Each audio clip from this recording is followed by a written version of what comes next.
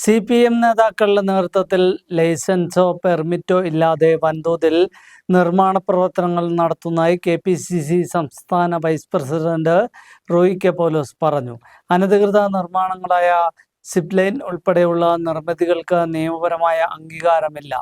ഇത്തരം നിർമ്മാണ പ്രവർത്തനങ്ങൾക്ക് CPM നേതാക്കളുടെ പങ്കാളിത്തവും നേതൃത്വവും ഉണ്ടെന്നും അവർ പണം വാങ്ങിച്ചാണ് ഇത് നടത്തുന്നതെന്നും റോയി കെ പൗലോസ് കൂട്ടിച്ചേർത്തു. വലിയ നിർമ്മാണങ്ങൾ നടത്തുവാൻ പെർമിറ്റിന് പകരം മാർക്സിസ്റ്റ് പാർട്ടിക്ക് പണം കൊടുത്താൽ മതിയെന്നും റോയി കെ പൗലോസ് ഇരുമ്പുപാലത്ത് പരിഹസിച്ചു.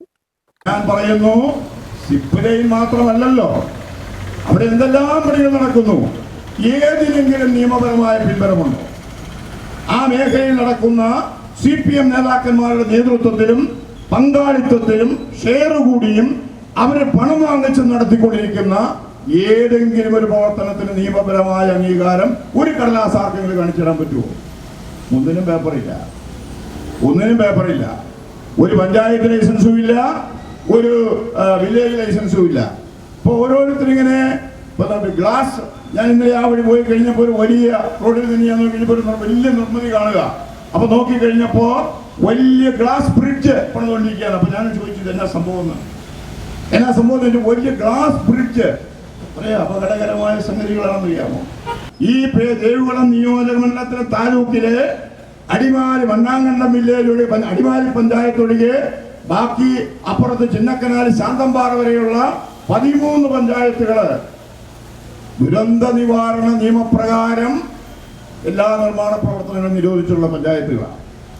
എന്ന് പറഞ്ഞാൽ ദുരന്ത നിവാരണ നിയമം എന്ന് പറഞ്ഞതിനേക്കാൾ വലിയൊരു നിയമം ഈ രാജ്യത്തില്ല.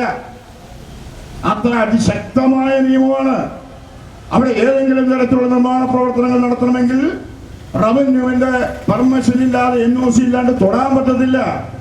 ഈ അടിമാലി ഒഴികെയുള്ള ബാക്കി എല്ലാ പഞ്ചായത്തുകളും ദേവികുളം താലൂക്കിലെ ദേവികുളം നിയോജകത്തിലെ അതിന്റെ കൂടെ ചിന്നക്കനാലുണ്ട്, അപ്പുറത്ത് ശാന്തമ്പാറയുണ്ട്, അവിടം വരെയുണ്ട്.